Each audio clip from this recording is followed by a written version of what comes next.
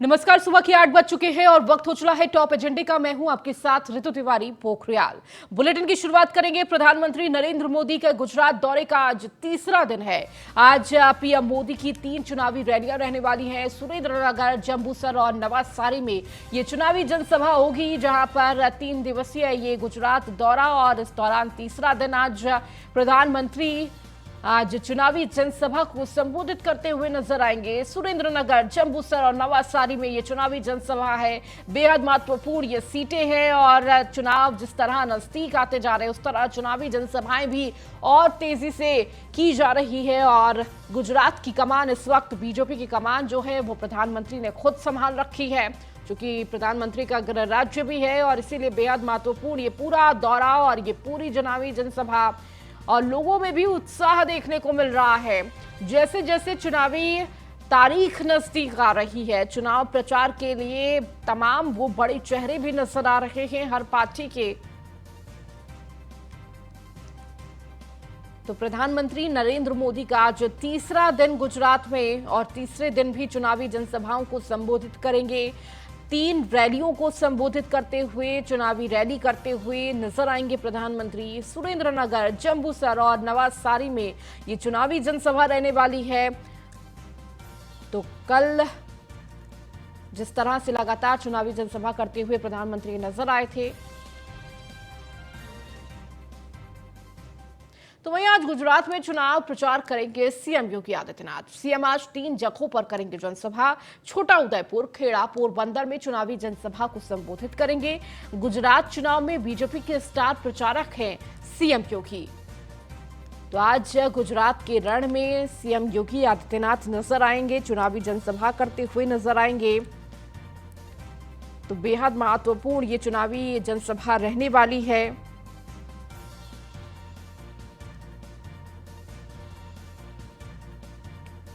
तो चुनावी जनसभा करते हुए 3 जगहों पर।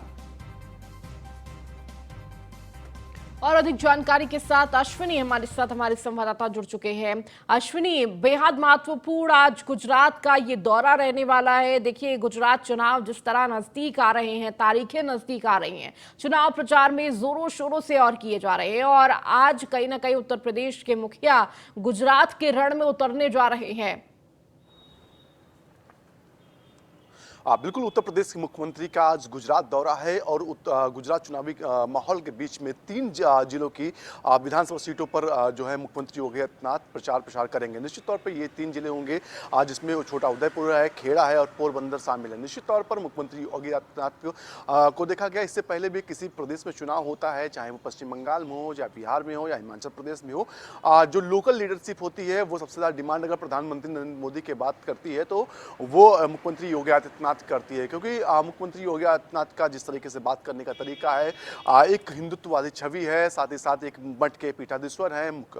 उत्तर प्रदेश में कानून व्यवस्था को लेकर के जिस तरीके से एक कामयाब सरकार चलाई है, वो कहीं ना कहीं बाकी प्रदेशों के लिए कहीं ना कहीं एक राह बना रही है। निश्चित तौर पर ऐसे में मुख्यमंत्री योगी आदित्यनाथ का जब किसी प्रदेश में चुनावी प्रचार के लिए जाता है तो उस दौरान कहीं ना कहीं उस प्रदेश की जनता चाहती है कि उनके जिले में या उनके विधानसभा क्षेत्र में मुख्यमंत्री का कार्यक्रम लगे, जिससे वो उनको सुन पाए।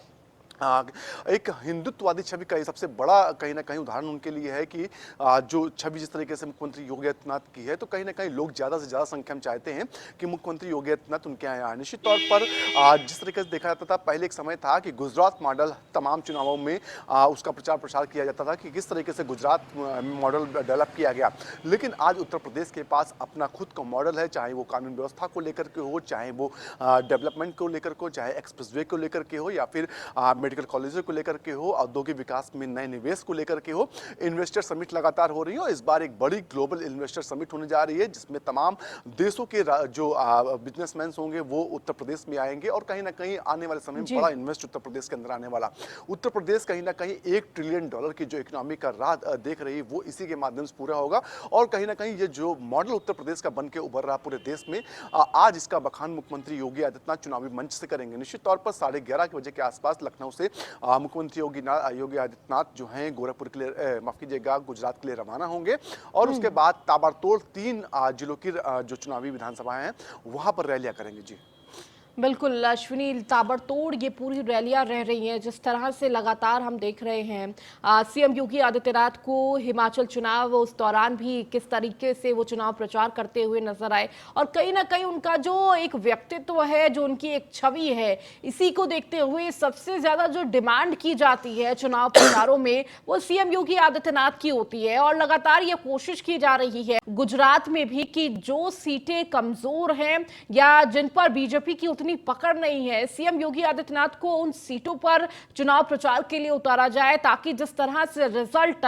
देखने को मिल रहा है वो कहीं ना कहीं उसका असर, सीएम योगी आदित्यनाथ का असर उन सीटों पर पड़े और एक बार फिर से बीजेपी उन सीटों पर कब्जा कर सके। अश्विनी। बिल्कुल ऐसे ही भारतीय जनता पार्टी किसी को जिम्मेदारी नहीं देती, क्योंकि भारतीय जनता पार्टी देखती है कि किस नेता का कितना प्रभाव है। इससे पहले तमाम प्रदेशों में चुनाव हुए, तो जहां पर भी मुख्यमंत्री योगी आदित्यनाथ ने चुनावी जनसभा की, वहां पर 70% से ज्यादा सीटें जो हैं वो भारतीय जनता पार्टी के खाते में आई। सबसे बड़ी बात यह है कि मुख्यमंत्री को, जो उत्तर प्रदेश के जो मुखिया हैं, उनको जो भी जिम्मेदारी थी जिन सीटों की, वो टफ सीटें होती हैं। इससे पहले भी देखा गया, पश्चिम बंगाल का चुनाव था, जिन टफ सीटों पर भारतीय जनता पार्टी अपने आप को पिछड़ा महसूस कर रही थी, मुख्यमंत्री योगी आदित्यनाथ ने उन्हीं सीटों पर मेहनत की और उसका नतीजा यह रहा, 70 से 80% भारतीय जनता पार्टी के खाते में वो सीटें आई। हिमाचल प्रदेश में यही कंडीशन थी, जिन सीटों पर भारतीय जनता पार्टी थोड़ी कमजोर नजर आ रही थी, उन सीटों पर मुख्यमंत्री योगी आदित्यनाथ को लगाया गया था, जिससे ज्यादा से ज्यादा सीटें भारतीय जनता पार्टी के पक्ष में आ पाए। इससे पहले देखा गया कि चाहे वो बिहार का चुनाव रहा हो या फिर तमाम अन्य प्रदेशों का चुनाव रहा हो, वहां पर भी ऐसी स्थिति बनती रही है। निश्चित तौर पर मुख्यमंत्री योगी आदित्यनाथ आज फिर 3 जिलों की आज जो विधानसभा सीटें हैं वहां पर चुनाव प्रचार करेंगे, और कहीं ना कहीं जो उनकी वाक्पटुता है, जो उनके बोलने का तरीका है, जो स्पष्ट बातें करने का तरीका है, जो कानून व्यवस्था को लेकर के उनका नजरिया है, तमाम ऐसे मुद्दे हैं जिनको लेकर के जनता उनको पसंद करती है, चाहे वो उत्तर प्रदेश जनता हो या तमाम किसी अन्य प्रदेश जनता हो। कहीं ना कहीं उत्तर प्रदेश ने भी एक नया रास्ता दिखाया है, क्योंकि लगभग 37 सालों के बाद में किसी पार्टी को दोबारा से सत्ता में वापसी का मौका मिला। कहीं ना कहीं ये मौका इसलिए मिला क्योंकि कानून व्यवस्था सबसे ज्यादा उत्तर प्रदेश त्रस्त था, और उस पर सबसे ज्यादा पिछले 5 सालों में मुख्यमंत्री योगी आदित्यनाथ ने काम किया। कानून व्यवस्था को सुधारने के लिए उन्होंने बड़े बड़े माफियाओं को, जहां जिनके आसपास भी पुलिस नहीं पहुंच पाती थी, उन तक पुलिस पहुंची, उनको गिरफ्तार किया, उनको जेलों में डाला, उनकी अरबों खरबों की संपत्तियां जो थी उनको जब्त किया गया, उनको नस्तो नाबूद किया गया। निश्चित तौर पर यह मॉडल जो बनकर उभरा है उत्तर प्रदेश के अंदर, वो अब देश में लागू हो रहा है। पूरे, चाहे मध्य प्रदेश की बात करें, उत्तराखंड की बात करें या असम की बात करें, तमाम मुख्यमंत्री खुले मंचों से कहते हैं कि अगर माफिया सुधरेंगे नहीं तो उनके घरों पर बुलडोजर चलेगा।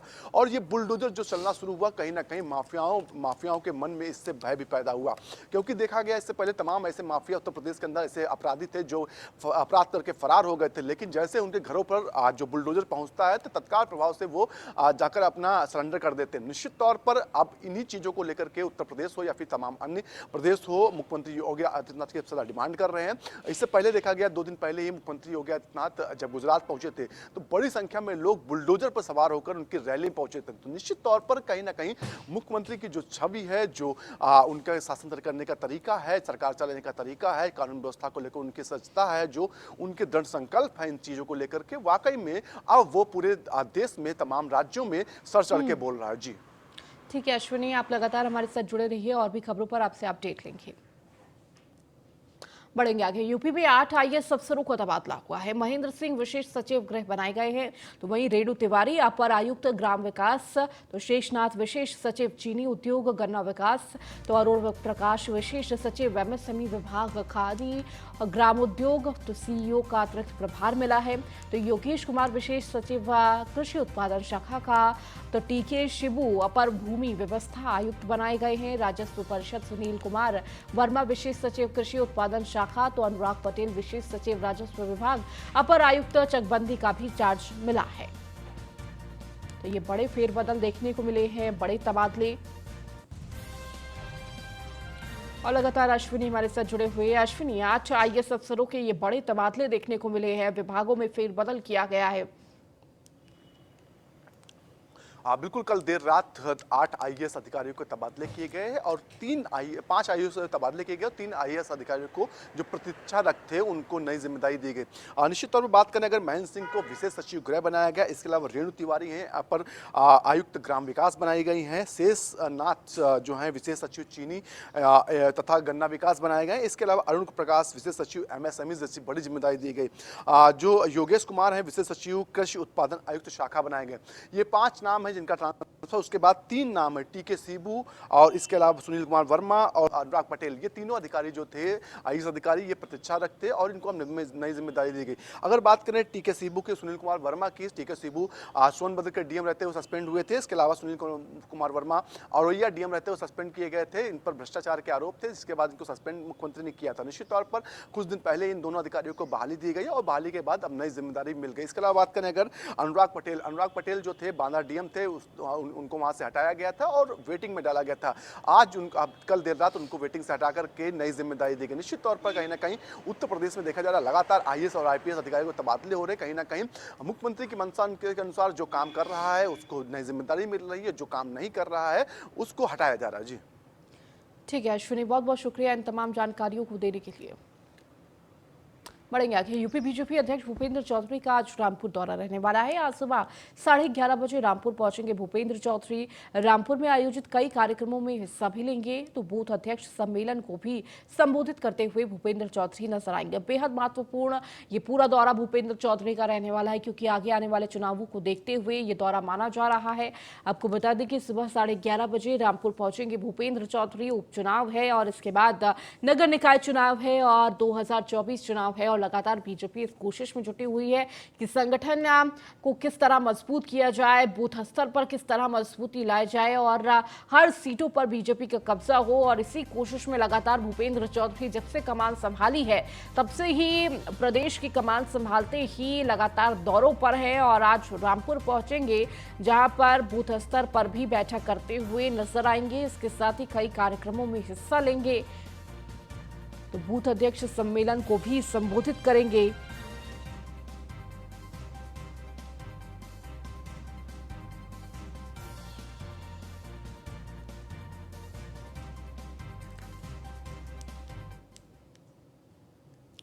तो आज सुबह 11:30 बजे रामपुर पहुंचेंगे भूपेंद्र चौधरी। रामपुर में आयोजित कई कार्यक्रमों में हिस्सा लेंगे।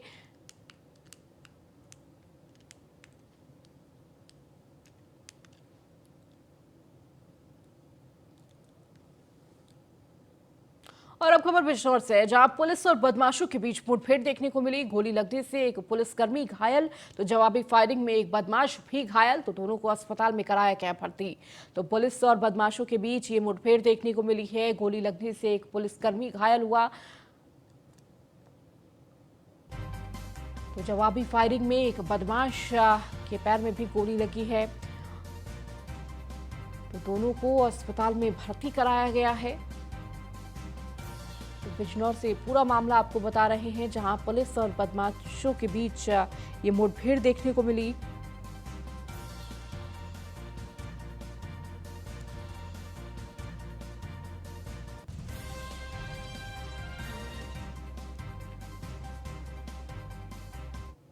कल बक्सीवाला बुखारा मोहल्ले के रहने वाले बाबूदीन ने एक अभियोग पंजीकृत कराया था, जिसमें यह बताया था कि उसका पुत्र जो 22 वर्ष का है परसों रात से गायब था और कल उसका शव मोहल्ले के ही कब्रिस्तान में मिला था, जिसको कि आखिरी बार उस्मान उसी के मोहल्ले का रहने वाला है उसके साथ देखा गया था। मुखबिर द्वारा आज सूचना मिली कि वह बक्सीवाला की तरफ से कहीं जाने की फिराक में है। इस सूचना पर हमारी कोतवाली पुलिस ने घेराबंदी करके पकड़ने का प्रयास किया, तो यह अपने बचने के लिए फायर करते हुए भागने लगा।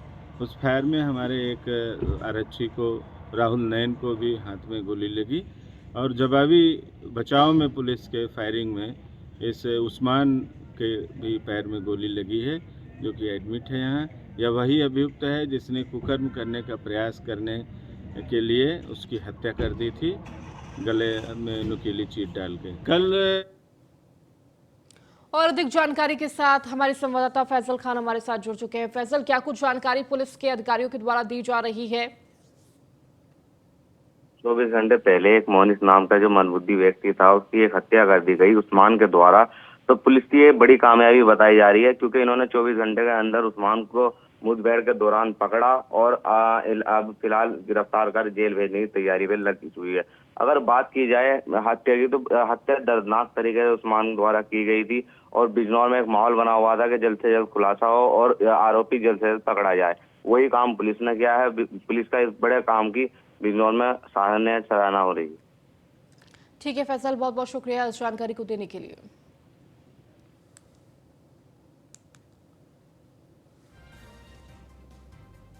और अब खबर कुशीनगर से है, जहां अंतर जनपदीय पशु तस्करों से पुलिस की मुठभेड़ हुई है। मुठभेड़ के दौरान गोली लगने से 2 पशु तस्कर घायल। तो पुलिस ने पशु तस्करों से 2 अवैध तमंचे किए हैं बरामद। तमकुरराज थाना इलाके के ये पूरा मामला बताया जा रहा है। तो पुलिस ने पशु तस्करों से 2 अवैध तमंचा भी बरामद किया है। कुशीनगर का ये पूरा मामला है। तो तमकुहिया राज थाना इलाके में हुई है ये मुठभेड़, जहां बदमाश और पशु तस्करों के बीच ये मुठभेड़ देखने को मिली है। तो अंतर जनपदीय ये पशु तस्कर थे जिनकी पुलिस से मुठभेड़ हुई है।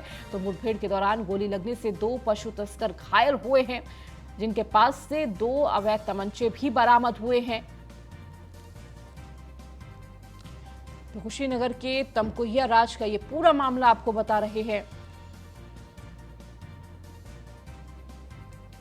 तो अंतर जनपदीय पशु तस्करों से पुलिस की मुठभेड़ देखने को मिली है। लगातार पशु तस्करों का आतंक देखने को मिल रहा था। एक के बाद एक मामले सामने आ रहे थे और पुलिस लगातार इन तस्करों को पकड़ने में लगी हुई थी और पुलिस के हाथ एक बड़ी सफलता हाथ लगी है। पशु तस्कर तो अंतर जनपदीय ये तस्कर हैं जिनकी गिरफ्तारी हुई है।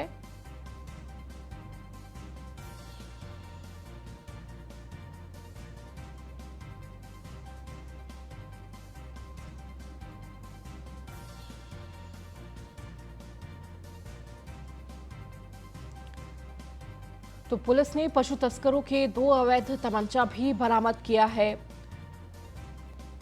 तो पशु तस्करों को लेकर एक बड़ी कामयाबी पुलिस के हाथ लगी।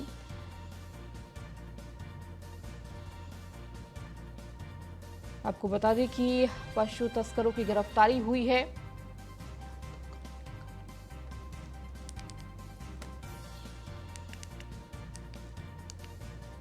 और अब खबर जौनपुर से, जहां पुलिस और गौ तस्करों में मुठभेड़ हुई है। मुठभेड़ के दौरान 2 गौ तस्करों को लगी है गोली। पुलिस ने 3 गौ तस्करों को गिरफ्तार किया है। गौ तस्करों से एक बुलेरो, अवैध तमंचा बरामद हुआ है। कारतूस, रुपए और मोबाइल फोन भी बरामद किए गए हैं। तो मुठभेड़ के दौरान 2 गौ तस्करों को गोली भी लगी है।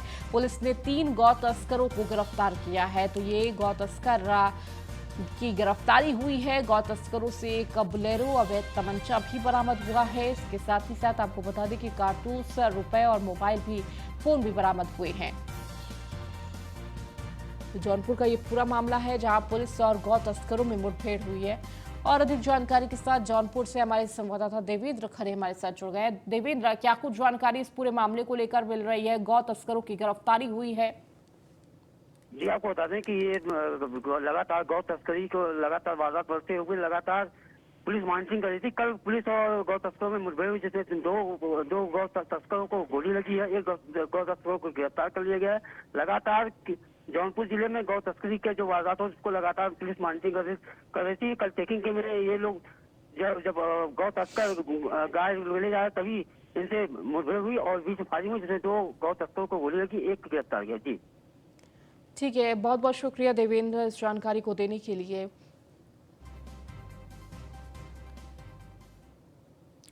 बढ़ेंगे आगे। फतेहपुर से खबर है जहां पर धर्मांतरण का एक आरोपी युवक गिरफ्तार हुआ है। चर्च में सामूहिक धर्मांतरण मामले में आरोपी गिरफ्तार किया गया है। 15 अप्रैल 2022 को सामने आया था धर्मांतरण का मामला। धर्मांतरण पर वीएचपी कार्यकर्ताओं ने हंगामा किया था तो चर्च के बाहर तैनात की गई थी कई थानों की पुलिस। मामले में 39 लोग पहले से जेल में हैं बंद। तो 20 अज्ञात लोगों पर मुकदमा दर्ज। तो धर्मांतरण के मामले पर एक आरोपी की गिरफ्तारी हुई है।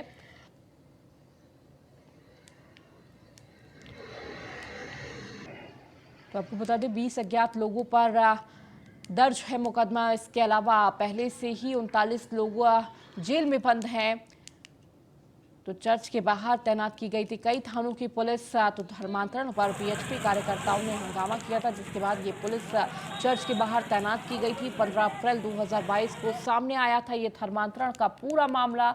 तो आरोपी की गिरफ्तारी हुई है। चर्च में सामूहिक धर्मांतरण मामले में आरोपी को गिरफ्तार किया गया है। तो एक आरोपी युवक का इस पूरे मामले में गिरफ्तार हुआ है। 15 अप्रैल का ये पूरा मामला बताया जा रहा है।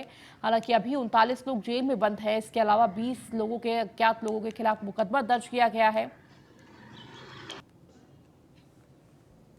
आज से करीब 6 माह पहले थाना कोतवाली फतेहपुर में एक अभियोग पंजीकृत हुआ था। इस अभियोग में ऐसे अभियुक्तों के खिलाफ अभियोग था जो भोले भाले लोगों को उसके फर्जी डॉक्यूमेंट बना करके और उनका धर्म प्रबंधन करते हैं। इस अभियोग में 35 आदमी नामजद और 20 व्यक्ति अज्ञात थे। इन 20 अभियुक्तों की पहचान कर ली गई है, जो अब तक 55 लोग इसमें प्रकाश में आ चुके हैं। इन 55 में 14 व्यक्तियों को गिरफ्तार किया गया है। एक व्यक्ति जो इसी गैंग का सदस्य था वो भी आज पकड़ा गया, जिसका नाम जॉनसन जैकब है। जानकारी के साथ जितेंद्र हमारे संवाददाता हमारे साथ जुड़ चुके हैं। जितेंद्र, क्या कुछ पूरी जानकारी इस पूरे मामले को लेकर मिल रही है? चूंकि धर्मांतरण का ये पूरा मामला अप्रैल का सामने आया था और एक बड़ी गिरफ्तारी भी हुई थी बड़ी संख्या में। जी बता दें कि ये मामला धर्म परिवर्तन से संबंधित है और लोगों को बरगला करके और लालच दे करके क्रिश्चियन बनाया जा रहा था। तो ये मामला काफी फतेहपुर में तूल पकड़ रहा था और देखा जाता है कि फतेहपुर में जो संख्या है निकल के आई है, जो बजरंग दल के अनुसार लगभग 1400 लोगों को कन्वर्ट कर दिया गया है, जो उनके पास एक लिस्ट रखी हुई है बजरंग दल के अनुसार कहा जाता है। तो इस तरीके से बड़े पैमाने पर लोगों को कन्वर्ट किया जा रहा था। तो उसी क्रम में कई लोगों की गिरफ्तारी की जा रही है और की भी चुकी गई है। तो कई लोग अभी गिरफ्तार करने बाकी है। तो जैकब करके एक आरोपी को पुलिस ने गिरफ्तार किया है, जो काफी दिन से फरार चल रहा था। पुलिस की बड़ी उपलब्धि है और अभी पुलिस भी और भी कहती है कि नॉन अवेलेबल वारंट इशू किया जाएगा और किसी को जमानत नहीं मिलेगी और ऐसी धारा लगा करके सबको जेल भेजा जाएगा। जी इसके अलावा जितेंद्र, जिस तरह से अभी बताया जा रहा है कि कई ऐसे अज्ञात लोग हैं जिन पर मुकदमा दर्ज किया गया है, उसको लेकर अधिकारियों की तरफ से क्या कोशिशें की जा रही हैं उन लोगों को पकड़ने के लिए? देखिए, जिस तरीके से पुलिस फतेहपुर में धर्म परिवर्तन के मामले को संदिग्धता से लेकर के और इनको हर तरीके से प्रयास कर रही है कि किसी तरीके से धर्म परिवर्तन को लगाम लगाए जाए, जो जड़ें जो मजबूत हो चुकी हैं धर्म परिवर्तन के नाम पे, तो इस जड़ को कमजोर करने के लिए पुलिस लगातार प्रयास कर रही है और पिकेट की टीम भी चल रही है, किस तरीके से रोका जाए। जी ठीक है जितेंद्र, शुक्रिया इन तमाम जानकारियों को देने के लिए। बुलंदशहर के स्याना नवीन मंडी का एक कर्मचारी का व्यापारी से रुपए लेने का आरोप है, जिसका वीडियो भी सोशल मीडिया पर तेजी से वायरल हो रहा है। वीडियो मंडी परिसर में स्थित एक गुड़ गल्ले की दुकान पर लगे सीसीटीवी कैमरे का बताया जा रहा है। व्यापारी से मंडी कर्मी का रिश्वत लेने का बताया जा रहा है। नवीन मंडी की कर्मचारी का कहना है कि वसूलने की रसीद भी मेरे पास है। हालांकि मंडी कर्मचारी का कहना है कि मेरी छवि को धूमिल किया जा रहा है। विनय आरती जी हमारे विनय अध्यक्ष हैं अपना यहाँ मंडी समिति स्याना के अपना, उनकी मैंने रसीद काटी है ये अपना 1649/51। तो उसमें कुल जो धनराशि है 83,718 की है, जिन पर जो हमारा सरकारी पैसा था। तो उसमें से इनके 15,000 रुपये मेरे अपना बकाया रह गए थे, उधार बोले 2-4 दिन बाद दे देंगे बाद में अपना। और जब भी मैंने इन लोगों से पैसे के लिए कहा मैंने 15,000 रुपये दे दीजिए, तो ये बार बार अपना अध्यक्ष पद का दबाव अपना मुझ पर बनाने लगे अपना। और इन्होंने अभी 2-3 दिन पहले मुझे खाली 5600 रुपये दिए हैं इन्होंने, और बाकी अभी और मेरे बकाया हैं। कितने रुपये बकाया? मेरे 15,000 रुपये इन पर बकाया थे अपना रसीद के, और 83,718 की रसीद कटी थी इनकी विनय जी की। ये मंडी के अध्यक्ष हैं, बार बार अपना दबाव बनाने की कोशिश कर रहे हैं अपना। बोले कि मैं नहीं दूंगा, मैंने कि नहीं आपको ये सरकारी पैसा ये आपको जमा करना पड़ेगा, ये देना पड़ेगा आपको मुझे। इस वीडियो के विषय में क्या कहना है, ये कितनी सच्चाई है वीडियो में? इसमें सर पूर्ण रूप से गलत है। पैसा लिया है हमने अपना, लेकिन पैसा जो लिया है वो रसीद का लिया है, रसीद कटी हुई थी, जो उसका बकाया रह गया था उस रसीद का पैसा हमने लिया है। तो लोग वायरल कर रहे हैं वीडियो, इस पर आपकी तरफ से क्या कार्रवाई की जाएगी? मेरा तो एक है, मेरा जो पक्ष है वो मेरा आप कर दें, और मैं अपनी अपनी जगह सही हूँ। मैंने जो सरकारी कार्य करा है, मैंने कोई वैसा कार्य नहीं करा और सरकार का पैसा वसूल करा। ये मेरा वो सेमिनार कटी हुई है। चलिए, इस बुलेटिन में फिलहाल इतना ही। बने रहिए न्यूज़ 1 इंडिया के साथ।